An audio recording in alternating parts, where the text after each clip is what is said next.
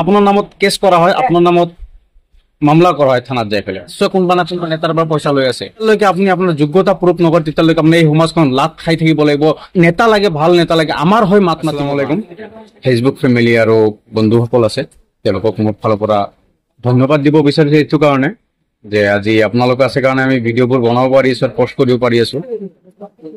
এতিয়া মই পুৰাবিটা বজাৰত এটা হোটেলৰ কেবিনত বহি পেলাই আপোনাৰ লগত ভিডিঅ' বনাই আছো। আৰু ভিডিঅ'বোৰৰ কাৰণ এটাই হয় যে ভিডিঅ'বোৰ আমি কষ্ট কৰি আছো, লাগাতাৰ কষ্ট কৰিম, চাই ভিডিঅ' চলাক নচলাক এইটো আহে নাযায়, কিন্তু ভিডিঅ'বোৰ আপোনালোকে যদি শ্বেয়াৰ কৰে, আমাৰ ভিডিঅ'বোৰ আপোনালোকে যদি আমাক কমেণ্ট কৰে, লাইক কৰে, আমাৰ মোটিভেশন বাড়ে, আমি ভিডিওবোৰ আপলোড কৰিব পাৰো, ভিডিও আপলোড কৰিব আৰু বেছি মন যায়। কাৰণ চাওক আমি ভৱিষ্যত আমি চাই আছো, আমাৰ সকলো মানুহৰ ভৱিষ্যত আমি চাই আছো, আমাৰ সমাজখন কোনটো ৰাস্তাত গৈ আছে।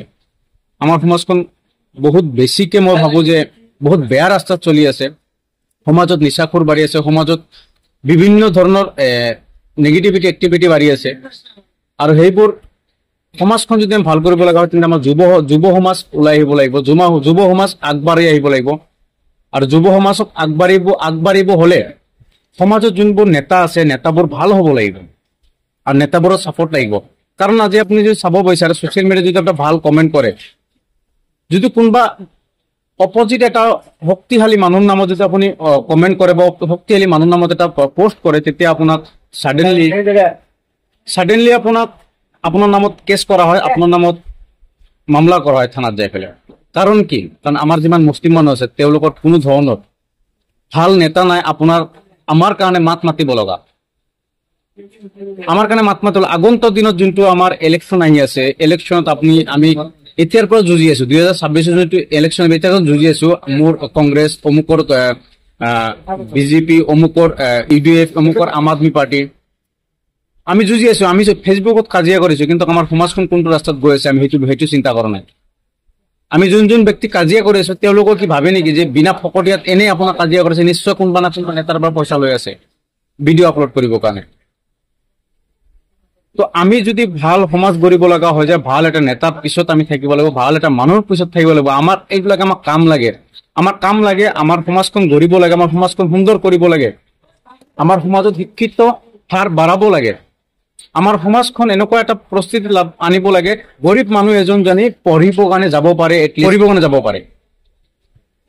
আমাৰ থিংকিং এইটো হ'ব নালাগে যে এজন ব্যক্তি গৰীব হয়, সেই ব্যক্তিজনক আমি হাজিৰা কৰিব পঠাব লাগে, গুৱাহাটীত পঠাব লাগে, অমুকত পঠাব লাগে, নহয়। আমি আমাৰ পঢ়া কমপ্লিট কৰিব লাগে, পঢ়াৰ পিছত আপোনাৰ যোগ্যতা চাই আপোনাৰ চাকৰি আপোনাৰ ঘৰত আহিব। যেতিয়ালৈকে আপুনি আপোনাৰ যোগ্যতা প্ৰুফ নকৰে তেতিয়ালৈকে আপুনি এই সমাজখন লাত খাই থাকিব লাগিব, দিনভৰ লাত খাই থাকিব লাগিব। সমাজখনত আপুনি যদি আপোনাৰ যোগ্যতা প্ৰুফ কৰিব বিচাৰে তেনেহ'লে এটা ভাল মানুহৰ পিছত ধৰক আমাৰ নেতা লাগে, ভাল নেতা লাগে, আমাৰ হয় মাত মাতিবৰ কাৰণে। যদি আমাৰ হয় যেতিয়ালৈকে মাত মাতিব নেতা নাপায় আপুনি, যদি আপুনি আপোনাৰ নিজৰ মাজতে যদি ডিভাইডেড হৈ থাকে, কোনোবা কংগ্ৰেছ কৰি আছে, কোনোবা বিজেপি কৰি আছে, কোনোবা ইউডিএফ কৰি আছে, তেন্তে আমি কেতিয়াও সমাজখন আগবাঢ়িবলৈ যাব নোৱাৰিম। ভাল লাগে যে নাই কথাটো ঠিক কৈ আছে, কিন্তু কমেণ্টত আপোনালোকে প্লিজ জনাই দিব।